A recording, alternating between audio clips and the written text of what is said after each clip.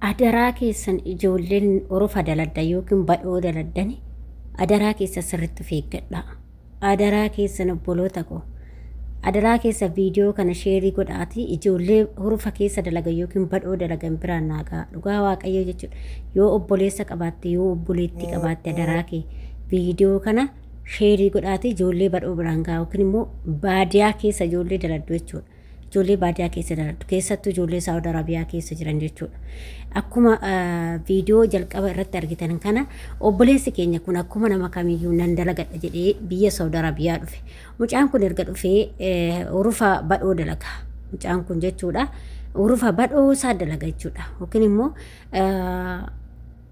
baadiyaa keessa dalaga. Bakka homtuu hin jirre dalaga. Namni tokko hin jiru jechuudha mucaa kana bira. Namni tokko hin jiru. Akkuma yeroo darbetti viidiyoo hojjedhe tokko irratti ijoolleen keessattuu badhoo daladan kun sirriitti of eeggadhaa jedhee viidiyoo akkasii hojjedheetiin ture jechuudha. Mucaan kun akkuma nama akkuma anaa akkuma siineen dalagadha jedheeti malee wanti kun yookiin naqu nama jedheeti miti. Gaafan viidiyoo mucaa kana argu viidiyoo isaa hin finne malee han isaa qaniisan inni akkas ta'u waan surus hin jedhu obboloota koo jechuudha. Mucaan kun wannaatu raamuutu ciniine jechuudha. Raamuu akkuma beekamu buufatu isa ciniine jechuudha. Hin ciniine mucaan kun achitti ciniine namni isa bira hin jiru akka hin ta'initti akimii dhaqee akimii san itti bilbilatee dafanii dhufanii akka hin taanetti dafanii keessaa waraaban jechuudha. Isa santu ciniine ajjeesellee dhagaruu jechuudha. Hadhaasaa sanitti baafate jechuudha. Kanaaf adaraa keessanii of eeggadhaa kanan jedhu isa kanaadha. Ijoolleen keessattuyyuu badhoo daladan badhoo yoo isin jedhu immoo badhoo kanan beektan yookiin hurufaa jechuun baadiyaa keessa daladan baadiyaadhaan beektanii baadiyaa badhoo namoota asii tokko tokkotu jedha baadiyaa keessa daladan jechuudha. Adaraa of eeggadhaa. Of eeggadhaa waaqayyo isin eegu. Akkasuma ijoollee mazaraa keessa hojjetanillee jechuudha. Mazaraa keessa manneen keessa akkasuma immoo biqiltoota keessa kan hojjetan baay'ee jira wantoonni kun. Ani immoo yeroo kana isinitti himee jira. Dhugaa dubbachuudhaaf yeroo kana keessatti inni hoo'i akka malee hammaatee jira. Hoo'i waan hammaatee jiruuf gara namni jirutti yookiin immoo gara qorri jirutti deemaa gara wanti gaaddisni wayii jirutti deema malee urufa san keessa taa'u. Maaliif akka duraanitti miti biyyeen duraan biyyee keessaa biyyeen amma nama gubaa dhagaa nama gubaa biyyeen nama gubaa bakka taa'u qabu muka jalattis nama gubaa amma jechuudha aduun. Kanaaf gara manaatti fiigaa gara manaatti gaafa fiiguu firaashota jalatti akkas ciisaa ijoolleen keenya dhaqanii irra ciisanii akkasitti ijoollee keenya wanti kun ijoollee keenya baay'ee guddaa jira jechuudha. Akkasuma wanti isinii dhaamu keessaa immoo ashamaa akkam jirtu hordoftoota kabajamtoota koo nagaa isin raafannee dhiifama. Dhugaa hedduutu akkanatti dhaga'ame waan ta'eef isiniin jedha jirra jirtu fayyaa keessanii baganaa jiraattan isin jedha hordoftoota chaanala kooti. Egaa warroonni immoo chaanala kiyya afaaraa taata sabskiraaybii gochuudhaan maamila kiyyallee ta'aa akkasuma yaada kana hundumaayyuu ijoollee keessan obboleewwan keessaniif qooduu hin raaffatinaa isin jedha obboloota koo maaliif wanti kun wanta lubbuuti waan ta'eef waliif sheerii godhaati itti yaa fayyadamanii wanta amma isinitti mukana jechuudha. Innis maalidha akkuma yeroo duraa hime kanarratti yeroo kana keessatti isini wannaa fayyadamaa sirriitti naannoo keessatti gommaa makiinawwan ciccitaawwan kanneen caamawwan ciccitaa kanneen gommaa hin dhabamu rufa keessa gommaan guutee jira waan ta'eef kanaaf adaraa keessa wanta akkasii sana galgala aarsaa naannoo isin jirtanitti jechuun inni isan jaalatu hin badaa waan ta'eef jechuudha. Ani yeroo biyya jiraadhu ta'ee waan akkasii kana gooti maazariin jechuudha. Maazariin koo haati koo waan akkasii kana aarsiti baqa mana madadeetti gibbii madadee keessatti baqa aarsiti maaliif likiskisni hin jaalatu hin badaa jetti waan likiskisni kun hin jaalatu jiraatellee hin badaa jetti beektani maazariin koo innaa kanaaf obboloota koo adaraa keessa wanta akkanaa kana irraa akka isaan of eegan godhaa isiniin jedha. Naannoo isaatti akka isaan gommaa kana sirriitti aarsanii gommaan maal jedhama afaan biraatiin hin beekne afaan keenyaan gommaa makiinaa kana jechuudha. Akkasuma caamota ciccitaa laastikii irraa hojjetamu kanneen isa aarsite hin jaalatu hin bada jechuudha. Kanaaf immoo ijoollee keenyaaf sheerii godhaate akka itti fayyadaman jechuudha. Mucaan kun akkuma beekamu mucaa kana harka isaa ciniinee jechuudha.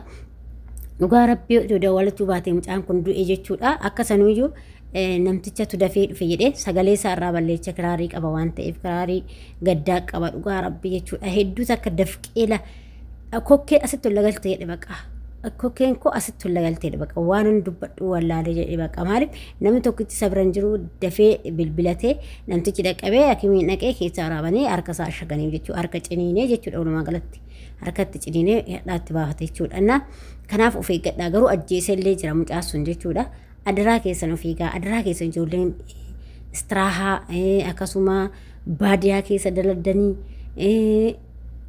yaa'u mana madaamii keessa hin jirallee jedheeti yaa'u kan ofii isaaniitii fidatanii manatti maajikii godhatan yoo ta'e malee akkasitti yennoon jedhu garuu immoo innillee mana baadiyaatti dhiyaatu gaxariitti dhiyaatu taanaan inuma dhaqa jechuudha maaliif minkee fi suqaadhaaf dhaqaa jechuudha yookiin immoo qorra suqaaf dhaqa waan ta'eef of eeggadhaa isin hin jedhaa wantoota akkanaa kanatti fayyadamaa keessattuu ijoolleen istiraahaa kunneen illee sirriitti jira shintibeetii yeroo dhixxanii istiraahaa akkasii kanneen keessatti marzii sirriitti naqaa filaashii ayin tokko faasirratti naqamaa wantoota akkasii san hin jaalatu waan ta'eef adaraa keessa waaqayyo sinaa eeguu akkasuma warri zaraa keessa jirtanillee aarsaa wanta ammas hin jedhe kana jechuudha yoo akka carraa ta'eetti argita viidiyoo kana ijoolleen dhiiraa keenya jechuudha waaqayyo sinaa eeguu dhugaa waaqayyo hedduutu akka garaa nama nyaatu isaanii akkuma keenyallee minkeef hin qabani hoo'i hoo'aa mutii asiin kanaan booda namni takka isaan bira hin jiru badhee ofii kophaa isaanii buranii halkanii guyyaa jechuudha maal ibboo nuti ijoolleen qimamocha mana madaamii yeroo tokko tokkoof maaf ila qufnee waan quufnu wallaala dhugaa waaqas hin jedhe nuti ijoolleen qimamocha mana madaamii sirriitti quufneerra sababii quufne beektanii nuti minkeefiitu jira nyaatatu jira waan barbaadetti ilaalcha keessaa qiccattee dhuddaa minkeefa qorraa kana keessa ushettee hojjettaa banattee jechuudha eebade isaan jechuudha halkan kophaa isaanii hirkasti buluu guyyaan aduu isaanii akkatti biyyeen asii ol gubaa aduun asii gadi gubaa biyyeen asii ol gubaa jechuudha dhugaa hedduu takka nagaa nyaatu maal boodoo ani dhugaa sin jedhe kuma sadiin baadiyaa hojjedhu yookiin immoo achi keessa hojjedhu aan jedhani kuma shammaan ta'anii nu jedhu baadiyaa san keessa jechuudha maal ibboo du'a jechuudha garuu waaqayyoon akkanumatti obsa siniif haa kennu ijoolleen keenya gurbaa baadiyaa keessa daladdan jechuudha ijoolleen dhiiraa hedduu takka garaana nyaatu dhugaa rabbi gubatanii isa keessatti jechuudha kanaaf adaraa keessan immoo waliif sheerii godhaayi waaqayyo ijoollee keenyaa eegu isinis immoo haga danda'ametti warra obboleessa qabdan adaraa keessa sheeriitti godhaatii akka of eeggatanii of eeggannoo isaan barbaachisaa kun jechuudha kanaaf waaqayyo siffaana haa ta'u isin jedha obboloota kooyi dhugaa hedduu na gaddisiise baay'ee tokko isa argee mucaa kana argee imimmaan kootu na qabee jechuudha ni nyaadha jedhee nyaatame jechuudha dhugaadha nyaatame maal tafe osoo namtichi sun dhaqqabeetiin mucaa kana dhuguma dafee dhufuu baatee nama dhaga'uu fi baatee qaata mucaan kun boqote jechuudha garuu galata waaqayyo lubbuun na baay'ee jira harka na ciniinee na keessaa waraabanii jiru jedhee jira himatee jira jechuudha viidiyoo isaa kaa viidiyoo gaddaati waan ta'eef irraa sagalee isaa balleessee jechuudha kanaaf obboloota adaraa keessan of eeggadhaa waaqayyo sinaa eeguu hin nyaannan nama nyaatti jechuudha akkuma beekamu gizee tokkollee mucaa kana himeetiin jira mucaan tokkollee akkanumatti baadiyaa keessa dalagaa beektanii